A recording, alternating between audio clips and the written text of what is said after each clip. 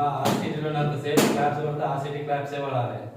కొంతమంది డౌట్తో కొడుతుంది ఏ క్లాప్స్ కొట్టాలి కన్ఫ్యూజన్గా. ఇక్కడ ఉన్నంతసేపు ఆ సీటీ క్లాప్స్ ఒకటే గుర్తుంచుకోవాలి. ఎవరు వచ్చినా అని రేపు సార్ వస్తారు డైరెక్ట్ సార్ వచ్చిన ఆ సీటీ క్లాప్సే కొట్టాలి. ఓకేనా? డౌట్ పడద్దు, గుర్తుంచుకోవాలి ప్లేస్లో ఫిక్స్ కానీ.